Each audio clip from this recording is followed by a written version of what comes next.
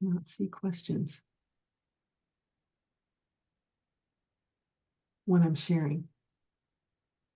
I don't know. I can help monitor the questions as they come up. Okay, so if you see something that may Apply. Yeah. that you want to, on a slide, go ahead and say it. I literally can't see it. Okay, no problem. Oh, maybe it's up here, Q&A. Okay, I can see it now. Okay, so I'm just going to advance the slide up and then back. You saw slides move? Yep. Go.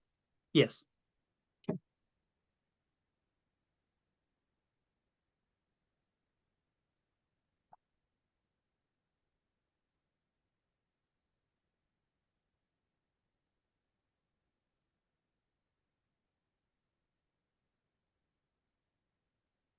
Hello, everyone. We're going to get started in just a few minutes.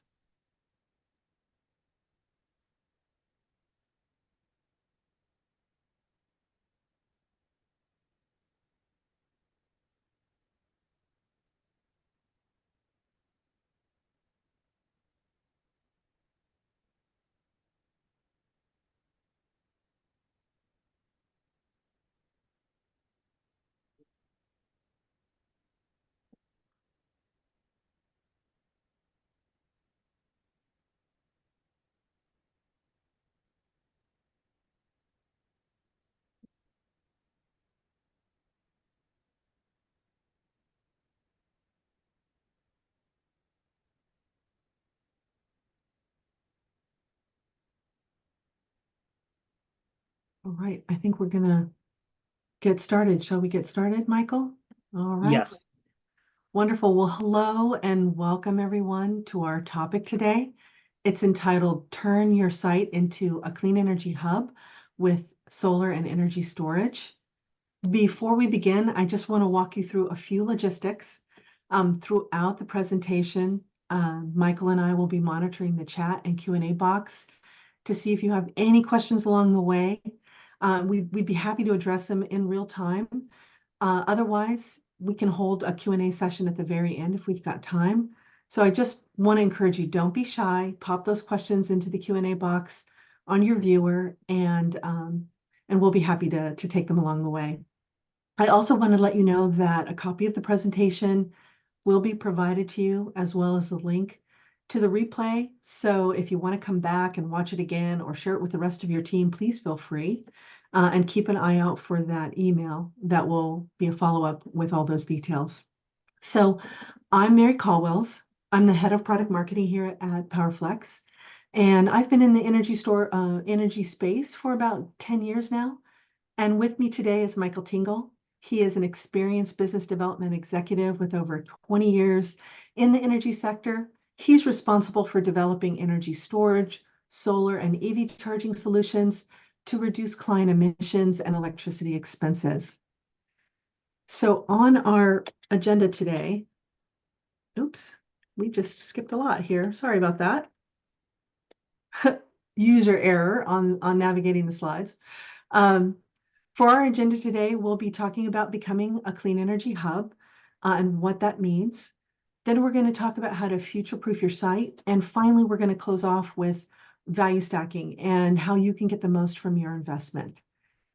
So throughout the presentation and the discussion, we hope that we want to increase your understanding of the benefits of not just bringing solar to your site, but pairing it with storage.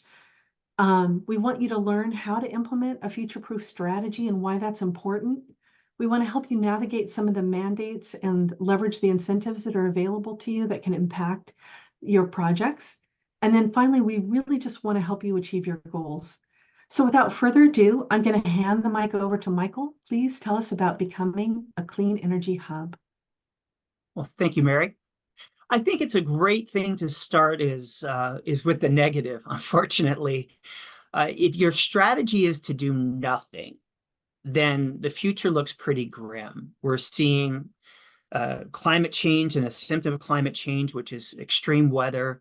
We're seeing prices rising and escalating every year. And we're seeing the grid starting to really show its age, and it's painful to watch as blackouts or brownouts and power quality issues take hold. So the thought that we had is if you want to take a look at this, it's probably the best time to do it now, so that you don't have a grim future. So what we see at PowerFlex, though, is the potential for this clean distributed energy future. And we believe, next slide, we believe that wouldn't it be great if we could set up each one of your sites as a clean energy hub, but with intelligence. And what we mean by clean energy hub is a number of different types of assets: solar, energy storage, EV charging, or a combination of all of those, or a microgrid. And that would all be controlled by an on-site controller. And that on-site controller would actually be controlled by intelligent software. Software that tells it when to turn on, tells it what's happening locally, and being able to report all of that back to the end user. So that's what we describe as a clean energy hub. Next slide. So I'm going to pass it back to Mary now to talk about future-proofing of your sites. Thank you, Michael. So I know that you've been working with so many companies that, really trying to help them mitigate much of the risk that's inherent in this dynamic climate, as well as the economy. And it really takes us to this next topic about future-proofing your site. So I believe that we are in the Goldilocks zone for becoming a clean energy hub. You remember that, children's story. This was Goldilocks and the Three Bears. She was testing chairs and beds, and some of them were too hard and some of them too soft, and she was eating porridge and it was too hot and too cold. And finally, she finds Baby Bear's bowl and it's just right. So that's what I feel about becoming a clean energy hub now, because it is that Goldilocks zone. It's not too early, it's not too late. It's really that perfect time to act. There are so many incentives that are available now that can offset the capital costs of getting projects done. And there's so much consumer support.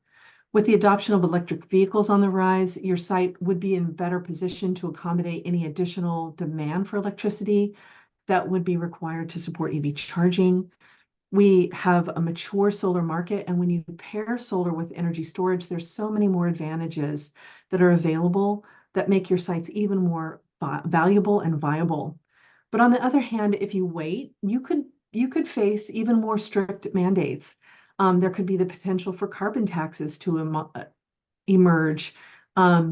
Incentives could run out, which would restrict access to capital. And we'll continue to experience volatile fuel costs. And we know that that translates into higher electricity costs. All of the analysts are predicting that the cost of electricity will continue to rise when we're purchasing it from our utilities. And we are seeing more public and social pressures to reduce the impact of climate change, and it's falling on the shoulders of organizations and companies like yours. So it's super important to pay attention to the timing. Now, I believe that a key requirement for a future-proof system is to have that future-proof platform. And it's not just about pairing your solar installation with energy storage as one way to future-proof that. Michael's going to go into a lot of that in the next section too. But that critical element that you also need to future-proof your site is having an intelligent energy management system. And this is definitely a trend that we've been seeing a lot more of our customers interested in, because it enables them to communicate, control, and monitor their clean energy assets on site and adapt how they operate in the face of a dynamic environment. Consider these key requirements for a platform that can help you future-proof your clean energy hub. First, it really needs to be adaptable, which means that you have to have the ability to continuously learn and apply those improvements to future operations. It needs to have a flexible hybrid architecture with intelligence on site. Sometimes they call it edge intelligence, as well as intelligence in the cloud, because with the cloud, you get the advantage of bringing in all of that massive data that's being collected from not only third-party data, weather data, energy market prices, but the real-time conditions of your site, and being able to come up with the optimal operations and pass that in between the edge and the cloud so that you get that real kind of real-time dynamic operation and optimal performance. It should be able to accommodate equipment from a wide variety of vendors, and it should be able to operate them seamlessly so that you can choose the right equipment that you need today and be able to expand with additional equipment or upgraded equipment in the future. So this really gives you that flexibility to easily benefit from future innovations. And next, the platform should be interoperable with the ability to provide, combined operational intelligence and reporting. Michael mentioned that earlier, because your energy assets need to adapt given the changes in energy prices, demand load, power outages.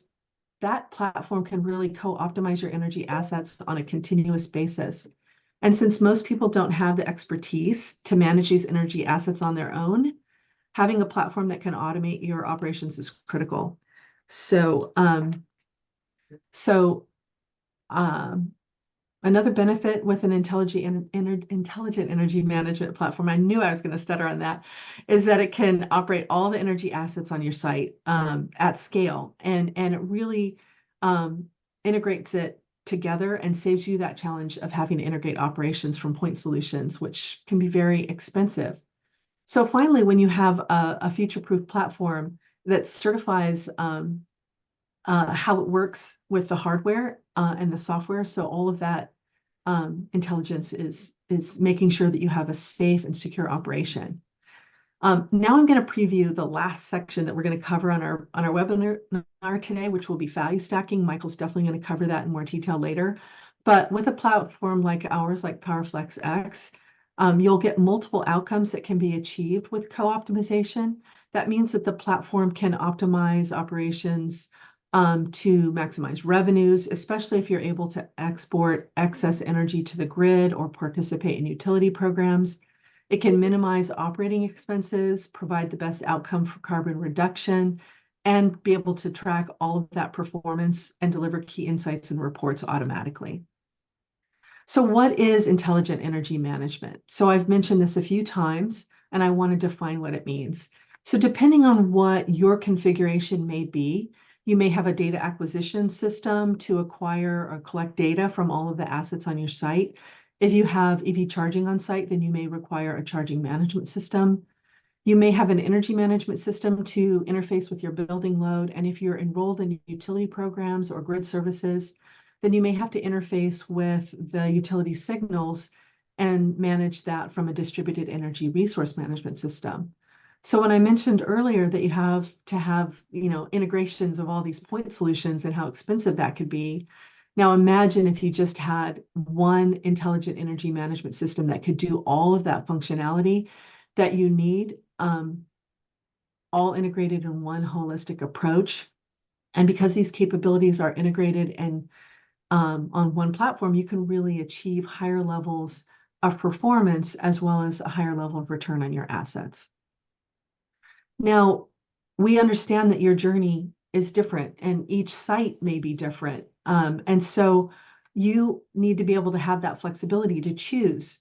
So when you're working with a company like PowerFlex and you're leveraging a platform like PowerFlex X, we're able to offer that intelligent energy management platform as it's designed to grow with you as you continue on your sustainability journey. So for instance, if you took the path on the top, the one that's kind of grayed out, then you might start adding your solar panels. If you put, rooftop solar or maybe on your parking lot, and then later you wanted to add EV charging, then you would have to interface how those operate together, especially if you want the EV chargers to be supplied or powered by the solar energy and not pulling dirty bits off the grid. And then later, if you want to add energy storage, that's one more asset that you'd have to figure out how it interoperates together. But if you add PowerFlex X, then you've got that one box that goes around all of those assets and is coordinating and managing how those things operate together. And it can really help you start your journey where you need to go and improve your performance as you add more assets over time. The other nice thing about it is our subscription model allows you to really right-size the coverage based on the assets you have now and can expand over time. So you're not paying for stuff that you don't use. And that also helps future-proof your investment. So finally, let's discuss how it works. So if you have a single site or several sites, that's really where PowerFlex X also starts to add even more value, because just imagine all that data that's out there that's being collected not only from your energy assets, but weather data, market data, any kind of constraints that you may have or requirements from a power purchase agreement or things like that. Now you can use the power of the cloud to assess what the real-time operating conditions are and apply some intelligence that generates a forecast, and it incorporates that operational optimization and then is able to execute that through the edge controller in real time across your portfolio. Now, once those assets are in operation, you can view what their conditions are in real time with a dashboard, and we can also capture all of the historical operational data and then push that into really meaningful performance metrics and reports, including greenhouse gas reductions, and that can all be automated. So you can send it to like your sustainability team with a click of a button, and it's really, really seamless. I wanted to, really talk about the promise of PowerFlex X, because it's a system that you can use at different phases of your operations, from when you're planning your sites, and really determining what kinds of outcomes you're going to get, what kind of return on investment it will be. And then we can tune the operation of those sites to achieve those goals. So that's super important. And then have that automatic reporting, so we can always have that checkpoint to make sure that what we thought we were going to achieve is actually being achieved. I wanted to Mary, also, yep. sorry to interrupt. There was a question. Oh, Somebody wanted to know, what's the backbone of the, I'm paraphrasing, the backbone of the PowerFlex X solution, like who's designing it, how are we building it? If you could talk about that, I think that yeah, was absolutely. So we have a team of developers here at PowerFlex that are co-optimizing all of the algorithms. It's being managed with both an edge and a cloud intelligence that interface together. And so it's being delivered through a cloud service provider. Um, and the other thing about our subscription is you're able to get all of the updates and upgrades of the platform as more innovation comes. And so it's another benefit of future-proofing your site as well. I hope that answered your question, and if not, then we can come in and refine that question. Mary, I'd love to add to that. Sure. We have invested millions and millions of dollars into developing this system. We currently, in our product and project development on the software side, have like 100 resources that are working not on just the latest, greatest, but on what our clients need in the future. So if you buy today, you get advantage of all of that future proofing. You get today, you get tomorrow, and you know that you're going to be covered. So hopefully that adds to the answer that you gave, Mary. And Perfect. Thank you. Thanks. Well, I also wanted to share a preview of the solar generation dashboard. So this is one of the examples of what you could see if you're looking at the system in real time. And in this case, you're able to see what the facility load is in green, and then you're seeing the solar production in yellow. And then you're also able to see anything that's excess. So sort of that gap can be available to export back to the grid or put into a battery storage system. So that's what the solar dashboard looks like. The energy storage dashboard is very similar, and you're seeing really more of the times of the day when when storage is being charged or discharged, and it's really monitoring when energy prices are low or when solar is available. That's when you're trying to charge the battery, and then you're discharging the battery when energy prices are high. And when the solar is no longer producing, and that allows you to reduce or shave any peak demand periods and avoid those expensive utility bills. And this is another view that helps unlock that potential of the co-optimization, because now you're really seeing the site as a true clean energy hub. You've got solar paired with storage. It's co-located with EV charging, and you're really seeing the magic of what this intelligent energy management system can be and how adaptive it can be, because it's doing that co-optimization. I like to call this the heartbeat view, because it shows how all these assets are working together to achieve those multiple outcomes throughout the day, throughout the week, throughout the month. And again, that yellow line is really the period of the day when solar is being generated. The green represents that building load facility. The battery is its state of charge is in red. And then you're also able to see any kind of EV load and what that is doing to add to the building load. And then you're also seeing when the solar is excess storage is being either put in the battery or exported to the grid, and then used at a later time for taking advantage of those peak prices. So now I'm going to hand it over to you, Michael, and have you take us through value stacking. Mary, I'm going to throw you a twist here. Can you go back up to slide 6? You bet. Oh, that's way up. So I wanted to start with your organization. Keep going. There you go. There you go. The impact on all of this, and this segues into the next slide. So Mary, hopefully you can remember where we stopped. Yeah. When you're looking at that grim future, sustainability leaders, I mean, a lot of the time they're just sort of companies say, be sustainable. And it's not that easy. I mean, it's that coin that we have, the sustainability coin, where on one side, both sides are green, but one's for profitability, which is important to the company's sustainability, of course. And then there's the other one where you want to reduce emissions. But then that makes the operation leaders like, well, you're putting solar on my roof. What happens if I want to expand my roof, or you put it on the ground? Maybe I wanted to build a warehouse there. Property developers are always, that coin is important to them because they want to attract tenants, but they also want to keep an eye on the value of their assets. And then, of course, on the EV charging side, if you're managing a fleet and your CEO goes, oh, by the way, I've got 100 EV vehicles coming your way, or electric vehicles coming your way, you have to figure out how to manage those. It can be pretty daunting. So the impact on being green and having ESG goals or sustainability goals is really tough. So Mary, while you're trying to find the next slide for me, that's perfect.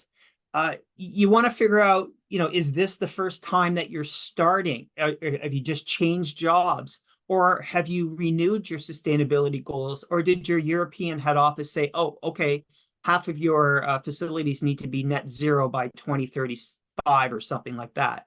So you have to figure out where to start or where to restart. And this is what the rest of the presentation will take you through. Next slide. So this is the coin again. So we're looking at a number. I'm not going to read each and every single one of these, but you want to make sure that it pencils. That if you're going to do a project, you're not doubling your electricity costs, because your CFO is not going to approve that. There has to be some fiscal responsibility and discipline when you're doing any project, solar storage, EV charging, or a microgrid. So you want to look at, well, will the system reduce your costs? Will they reduce your electricity costs or your demand charges, depending on where you are? And we'll show you a map in the next couple of slides. Is this in line with what your investors are looking for, or the focus that you have on ESG? Is it in line with that? I mean, are you going to be able to monetize all of that? Are you going to be able to use all of the storage, or excuse me, all of the energy that you're developing? How big is it? And what can you do with the excess electricity? The next slide will actually tell you about that. Can you take advantage of the tax credits? And I'll just go back up 1 second. I think I did go too far. Okay, sorry. Okay. Well, look at it. It's I swear. That's okay. We're having So fun. sorry, We're having Michael. fun. Everyone's getting seasick here. Of course, after tax planning, you have climate risk mitigation. Can you show? I mean, you don't want to just say you're green. You want to be able to show it. And that's where Mary's and the reporting, pulling off, how many cars did I take off the road? How many trees did I planted? All of that great reporting, because you really want to brag. about the product, not just about saving money, but you want to show everyone that you care, which leads into employees. I've had customers in Texas go, I want to put a carport up instead of a rooftop solar so that my employees can get in and out of their car without burning themselves from the Texas heat. And employees are watching. They want to know that the company cares about the environment for their kids or just the environment in general. People want to work for companies that have a heart. So there's a lot of compelling reasons beyond the economics, but the economics are really what's going to drive it.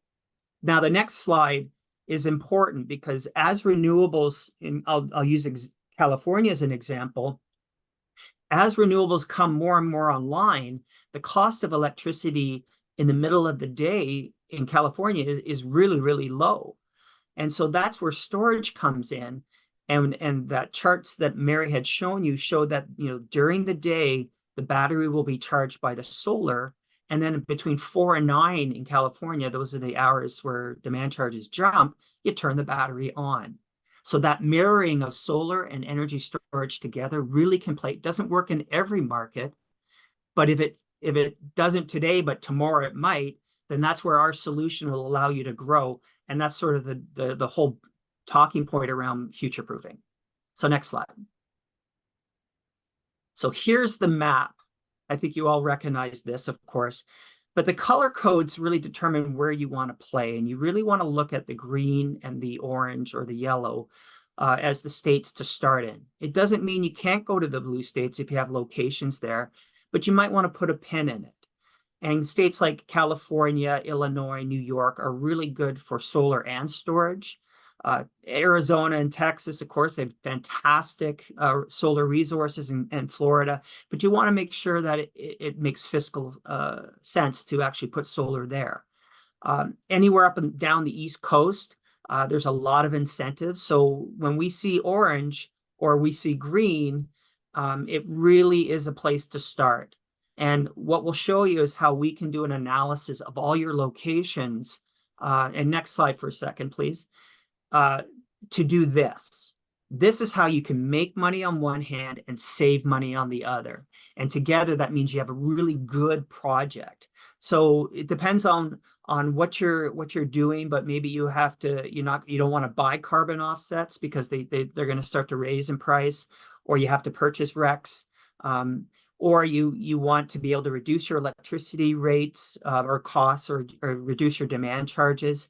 These are all things that we can show you in our models. And then on the side, the blue side, while you can make money from your battery, there are incentives, there are tax credits that you can take advantage of. If you're a landlord, you could sell the electricity and make money from a PPA to your tenants. So there's a lot of ways. Every state that we showed you above in the previous slide will be different. So Illinois is different from New York, Massachusetts and Connecticut are different. So that's the next slide, please. This is the federal tax credit. This is what's driving a lot of the demand. I mean, COVID's now finally subsiding from the supply chain. We're starting to see a lot of the rise in prices to sort of level off, and we're starting to see 18 months out that things are starting to normalize or drop in price. But the federal tax credits that are out there are excellent, not just for solar, but for battery storage. And you can get up to, it says 30%, that's the base amount, but you can get a low income adder, you can get an energy community adder, and you can get a domestic content adder. Now, the domestic content adder basically means most of the product is built in the US. The low income adder, it's probably not something our clients, which are mostly CNI behind the meter clients, they're not going to, it's more for residential. We try to get it, but we don't hold out hope. But that's 50%. Off the top on terms of the cost if you buy it. And if you don't want to buy it and you'd rather do a power purchase agreement, well, the investor is going to monetize that, and that's going to come back to you in a lower rate for your OpEx. So that's the federal tax credit. The last slide that I have, and then I have one kind of commercial one, so I apologize for the sales slide at the end, but we have to do that. This is what I can develop for you. You give me your locations, and I can kind of put together like a tree with the low-hanging fruit where you should concentrate. And then we can take a look at a plan to roll out this. You don't have to boil the ocean. You don't have to do every site, but pick the ones that are strong and wait for the other states that maybe are not as strong or it's not as attractive, and wait, put a pin in it and just wait a couple of years and you'll see what happens. We will come to you and tell you when Michigan makes sense. And that's an example of one that's going to change colors pretty soon. So we look at everything on your sites. We look at the solar resource. We look at the cost of electricity, what the incentives are. We look at, is it going to be a ground mount rooftop? If it's in Texas, maybe a carport. We'll look at solar and EV charging and storage, see what makes sense. And again, you can roll it out as you need.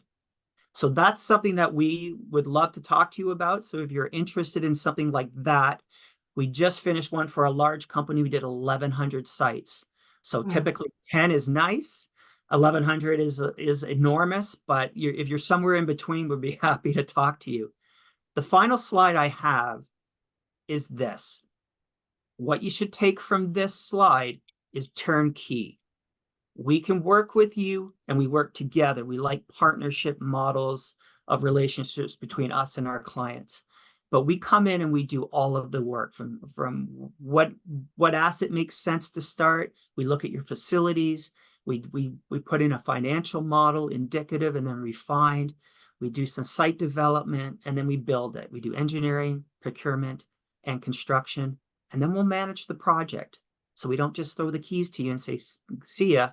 We're there for the entire 20, 25, 30 years of the project and hoping to rinse and repeat. Because what we really want to do is work with you on all of your projects. So Mary, I think that's my last slide. I hope so. I'll throw it back to you.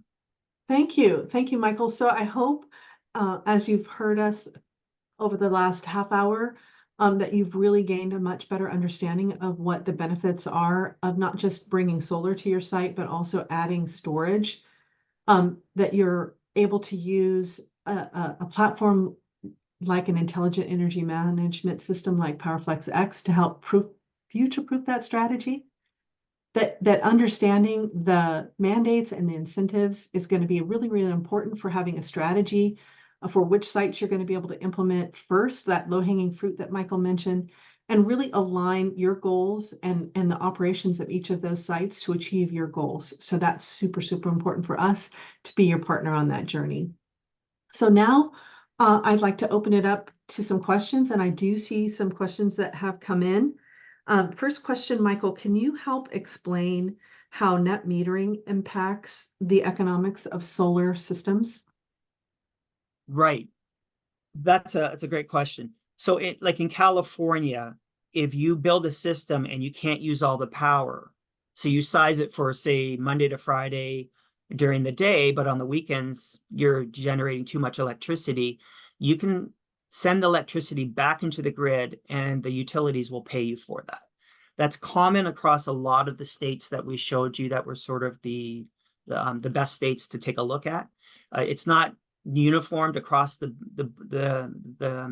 states that we showed, but for the most part, if you can inject it into the grid and get paid for it, it's found money, and that adds to the business case. Absolutely. And so I understand too now that with net metering, and they're now giving you that wholesale price, and you're seeing in a market like California, that wholesale price for solar may come down as we get more solar on the grid, but we're seeing more energy storage systems added to it that's shifting the solar energy into the batteries and then delaying the dispatch of that energy into a time period when those energy prices are higher, and that helps normalize the price that you would get for that energy export, which I think is super, super important also for future-proofing your investment. Exactly. I have another question for you, Michael. When we're talking about energy storage systems and how they complement energy, solar energy, what other benefits are you seeing? Well, a lot of the market services in Ontario, New York, or California, and Illinois, of course, there are market services. Specifically in Illinois, there's a capacity service and there's a transmission service. And so the government will, or the utility will say, hey, can you turn on or turn off your load, turn on a battery or a generation, and we'll pay you for it. So that's the making money. So the market services demand response is a very common term. So the government will pay you for that. And there's other market services that will come out, and that's where the battery really comes in, because you can charge the battery at night when the cost is low, and then discharge it during the day. That's arbitrage, energy arbitrage. But if the battery can be used to help the grid, it's another story you can tell. You're helping the stability of the grid, and you're making some money to pay for it. And that's something that we're a big proponent of here at PowerFlex. Absolutely. I've heard I've heard that it really depends on what market you're in, and that's why I think having a partner who really understands what the different values are for different markets can really help you navigate them, because some of those programs are kind of complex or difficult to enroll and administer. And so that's another nice thing about what Michael said earlier about turnkey, because we really help with all of that enrollment and administration, as well as all the other complexities of interconnection and permitting and things like that. I have another question for you, Michael. One is our company is considering adding energy storage for more resilience. Are you seeing that use case, and how is that incorporated into your strategy? That's a tough, complicated question. So thank you for that, because I don't like softballs. I would say your best strategy is to never disconnect from the grid. So islanding fully is very expensive. I will say that using a battery for backup generation, compared to, say, a natural gas generator or a diesel generator, the financials are going to be really difficult for a company to get on board. Right now, your best option, and I know that everybody at my company's heads is about to explode when I say this, is a diesel generator or a natural gas generator. The battery's application is better for the applications like demand response, and potentially power quality in the future. But for backup generation, you need something to last for 8 hours. Unfortunately, a generator is the best way. But biogas generators is an option. And and this is just an honest answer. I don't want to give you all batteries make sense. They will make sense in the future. But right now, I would say that's how I would answer that question, honestly. Yeah, I recently saw an analysis from probably Bloomberg or BNEF, and they had done an analysis of the different states and how often they had outages and what the frequency or the duration of those outages were. And for many of those states, the outages were 1 or 2 hours tops, and in which case the battery can play a role, because most batteries are 2 to 4 hour duration dispatch. But most often than not, they're not, to size it large enough to actually run your entire business is also very, very expensive. So I hear what Michael's saying, that you want to be very select about what circuits you would want to attach for that emergency power from the battery, and knowing that it would just be running for a 2 or 4 hour duration. And then you'd want to have alternative for any longer duration outages if you experience those frequently. Well, I'm not seeing any other questions that have come through on the board. We really appreciate everybody's time today. I just want to remind you that the slides are going to be available to you, as well as a link to the replay. So you're welcome to come back and watch it again or share it with your colleagues. I also want to recommend that you register to request a demo of our PowerFlex X system, and you get a much better sense of how that's going to fit in with your clean energy hub and your overall sustainability strategy. So thank you all for attending today. I really appreciate your time, and best of luck.